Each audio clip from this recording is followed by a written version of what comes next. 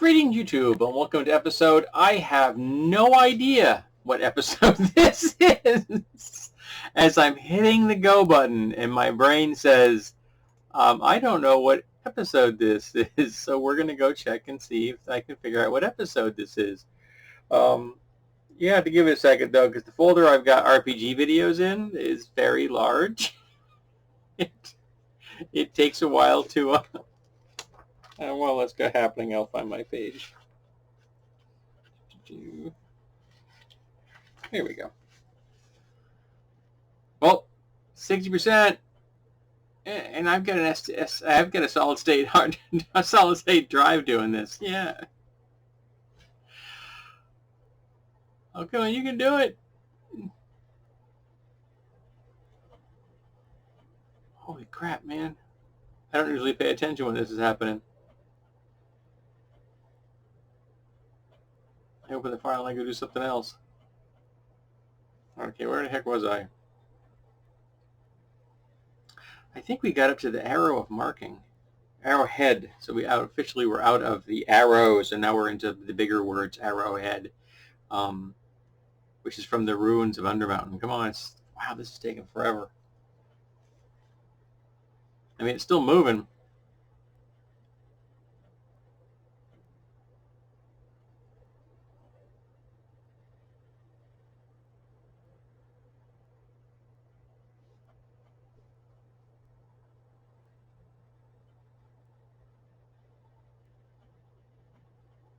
Come on, you can do it.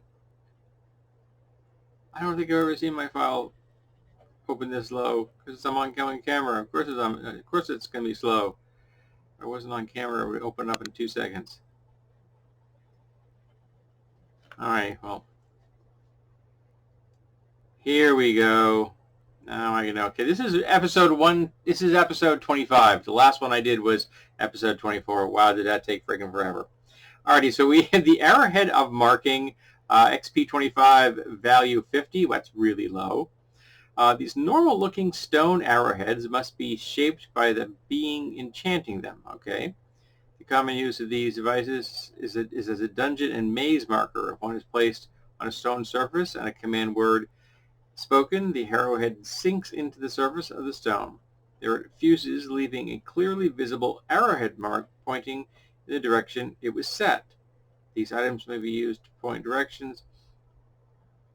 Have they ever heard of chalk? I mean, seriously, you just leave a chalk mark. You really need to have a... Wow. Okay. All right. Now we're into art. And I guess a few magical pieces of artwork painting exist in the AD&D campaign worlds, but those that do show up amazing diversity of properties. Probably. So we're going to start with art. Blue on Bronze. That's a weird name. 1000 XP, GP 750. This painting is an abstract swirl of deep blues and violets. If anyone studies the painting for 2d10 minutes, a voice sounds in his or her head asking for a question. The character rolls a successful wisdom check. The magical painting correctly answers any yes or no question. The painting answers 1 question per being per day. It's kind of cool, I guess. Could be useful. The Dragonelle by the Cliff. No XP, value 9,000. This is an unframed square painting, 3 feet on a side and mounted on tightly stretched Dragonelle. Make sure I'm not skipping a page here when I turn. Yeah, Dragonelle hide. Its powers are mostly unknown, and this fact alone makes the painting worth 5,000 GP.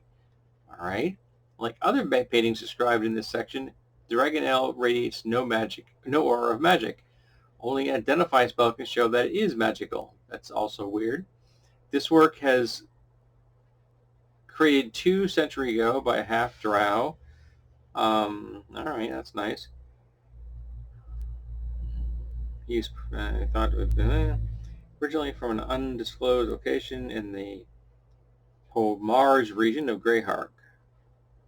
By concentrating and speaking the word of summoning Fuga, The viewer can call forth the dragonelle, causing it to vanish from the painting and appear before the sun.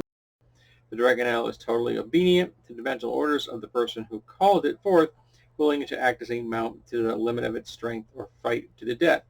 Note that the obedience is not transferable, since the mental rapport necessary for control exists between the dragonelle and its summoner. Alrighty, that's kind of cool. And if called during the day, the dragonelle remains in existence until the sun touches the horizon, with no warning, so it disappears. So you could like be in the air. Awesome. If called during the night, it disappears at the moment the sun first appears. So you have a 12-hour summons, basically. The dragon can be dispelled by summoning. Yeah, it's going to, the beast is killed. The corpse remains until the sun touches it.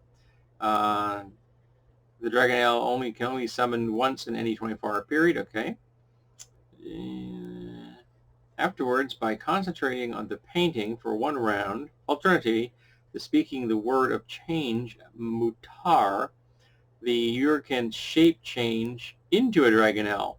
The duration is, the effect is 20 turns, which is 200 rounds. But it can be dispelled by the viewer at any time before it expires. This power can only be used 3 times a day. That's interesting. Of course, you have to lug a painting around with you. But it's weird that it doesn't radiate magic. Why is that considered to be, I don't know. Then we have the Gladiators at no XP value, 48,000 GP at a Dragon Magazine 179.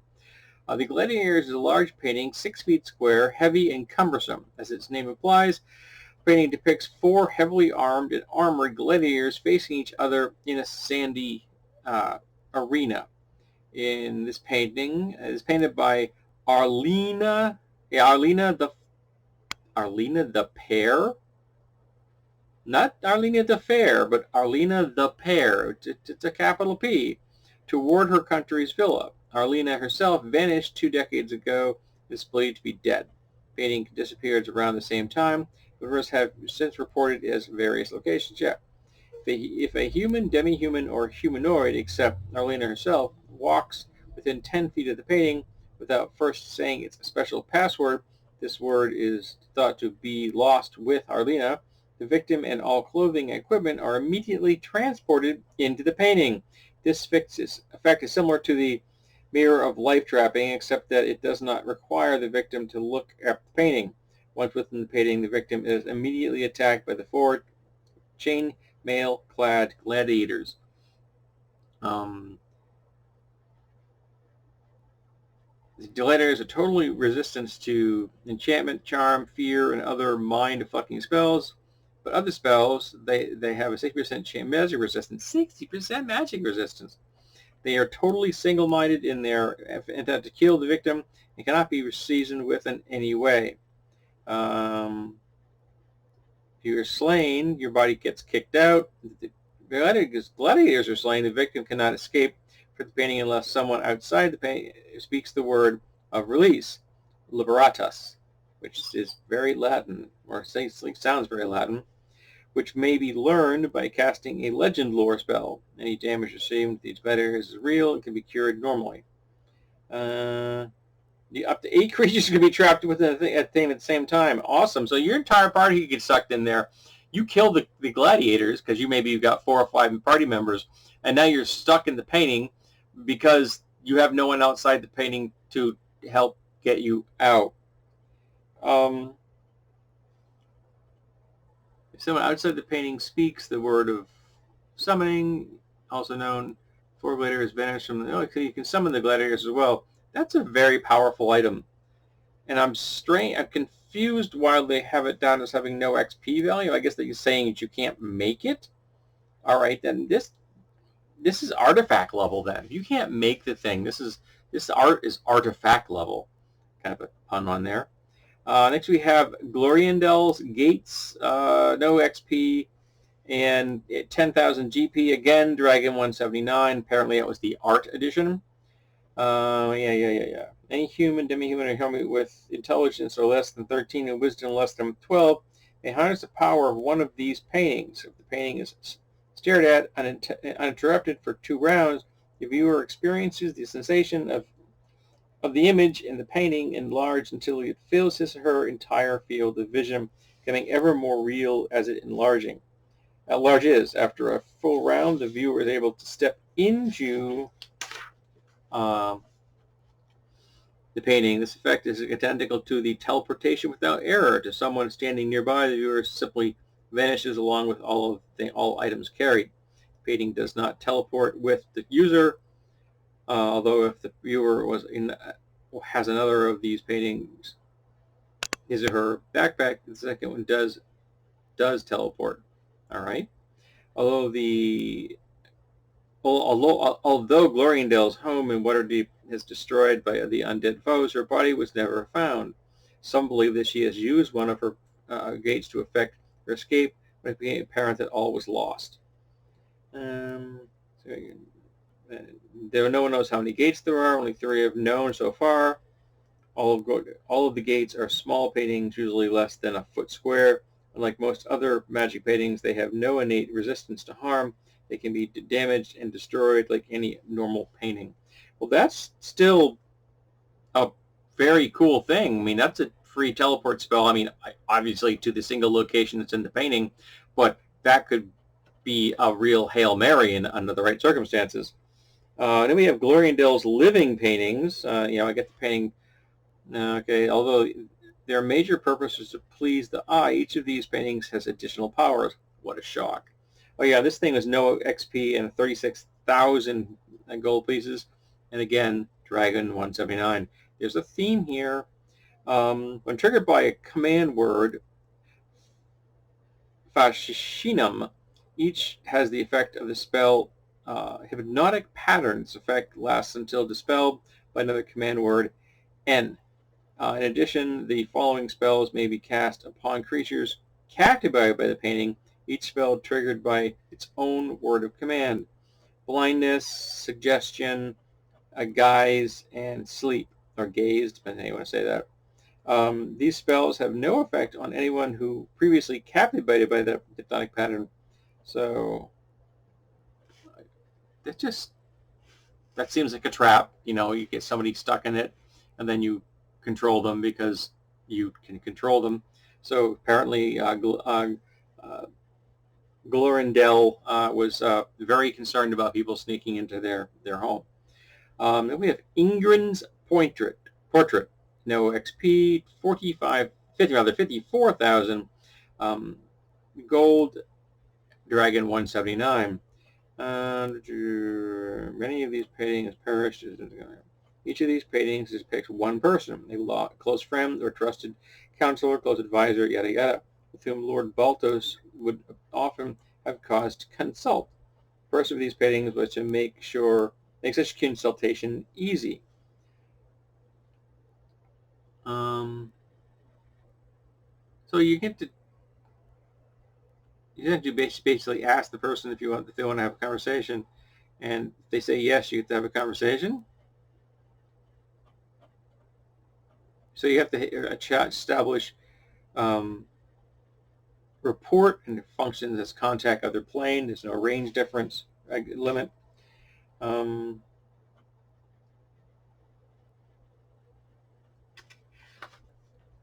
Limited utility, I guess.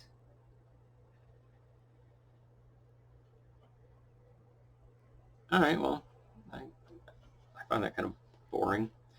Next we have Norval's Timely Portrait, 750 XP, gold piece value of 4,000, polyhedron 8. The small canvas inset as a wooden frame fits into a palm of one's hand. To use it, a command word is spoken, and the canvas is held up to a living subject for 10 minutes. At the end of that time, the image of the subject appears on the canvas. During the life of the subject, this painted figure mimics the portrait's individual, showing age and well-being. At the point where the subject passes from the world, the canvas was wiped clean and is ready to be used again. It's a good way of keeping track of somebody. I mean, you can't, well, we use for divination spells because you're getting to see them in a timely manner. It's also useful because you need to make sure that the person is still alive and still healthy. Then we have Pigments of Longevity. 5, sorry, cat. 5,000 XP, 50,000 GP, Dungeon Magazine 10.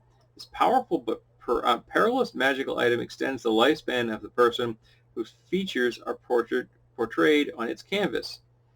Must be the canvas must be subject to enchanted item, polymorph object, trap the soul, and wish spells as a diamond of at least 50,000 values is crushed and sprinkled on its surface. Then the portrait must be painted by a living master painter using Pigments of Longevity. As the last brushstroke is applied, the portrait must be dried and using another wish. Then 1d10 is rolled, or a percentiles is rolled against the following chart. So what do we got? Subject's body shrivels and his or her essence is trapped for eternity in the portrait. 20% chance. No effect. Subject age is normally. Portrait may not be retouched. 21 to 35. Subject's lifespan is doubled. That's 36 to 60. Subject's lifespan is tripled. 61 to 80. Subject's lifespan is quadrupled. 81 to 95. Subject's lifespan is quintupled. 96 to 99. If you get percentile, subject aging capacity ceases and mortality is achieved. Okay, now let's I gotta check this one out. I'm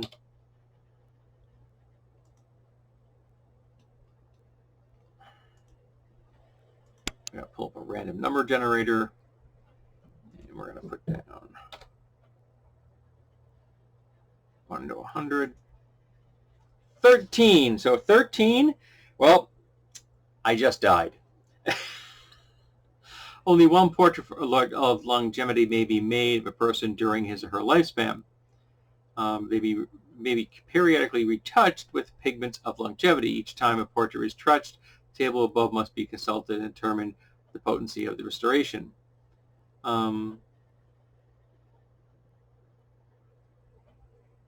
The formula for a portrait of longevity is inherently evil.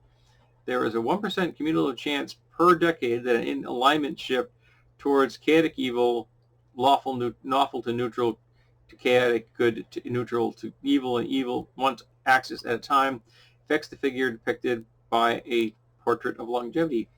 Why? Why is living a long time evil? If the paint part is destroyed, the following table should be consulted. Subject turns to dust, forever dead. Subject reverts to true age, which could kill you. The subject ages normally from that point forward. From their current age, subject's age capacity is destroyed with the portrait. Immortality is achieved. So even destroying the cavity, okay, let's re-roll that one and see what I would have got. I got a 73. So 73 gives me the subject ages normally from the current apparent age. That's not a bad thing, I guess. It gives you lots of time to figure out what went wrong. They are extraordinarily rare. Yeah, I can imagine. All right, and we have the Portraiture by Magic. 4,000 XP, GP 40,000. Canvas is stretched on an ordinary artist frame. When a magic word is spoken, the canvas takes on the image of whatever faces it. The result is a very realistic painting. Okay, that we've seen that kind of thing before in games. I don't think it's worth 4,000 XP or 40,000 GP. It's just an image. I mean, how low level is a silent image, silent illusion? Yeah, it's exactly what it is. It's a static, silent illusion, which is what, a second level spell, I think? No, it's not worth this much money. Next we have, oh, this is a really long one. This is by Dragon Magazine 179. No XP, value 12,000. Yeah. Concentrating scrutiny for more than one round activates the powers of the painting. The viewer becomes disoriented to feel being drawn into the painting. If you feel your saving throw versus spell, your mind merges with the consciousness of a small woodland animal. unless the viewer is aware of the problem and concentrating on avoiding during the moment of disorientation. The victim's mentality becomes one with the small animal, as well, unable to withdraw. Okay, this is a lot to read in here. Yeah. So it traps you in an animal, but you could also summon it and become one with the animal.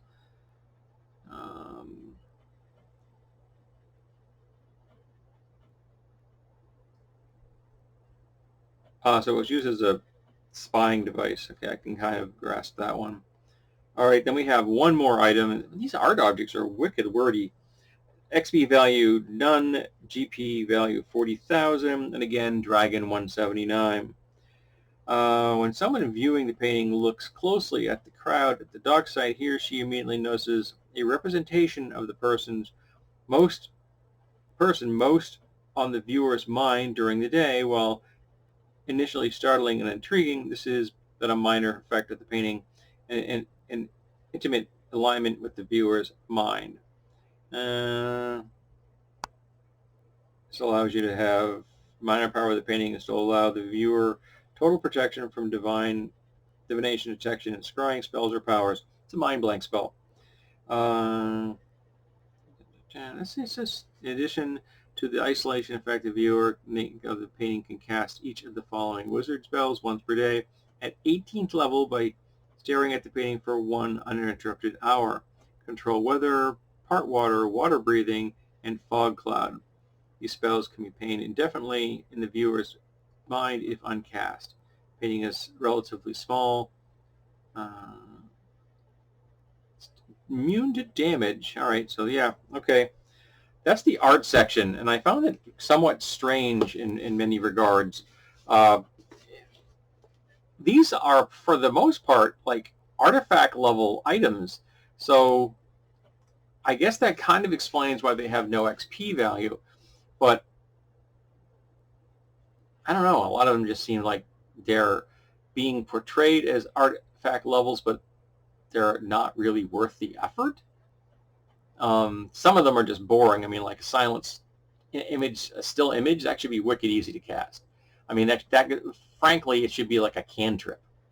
You just like boonk, and an image lasts. That should be. I mean, that should be that easy to do.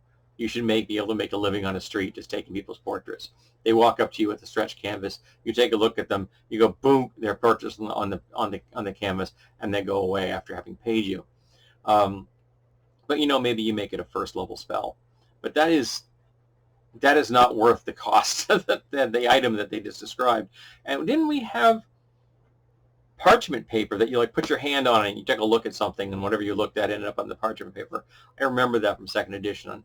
Maybe it's in one of my volumes. Remember, we are not very far into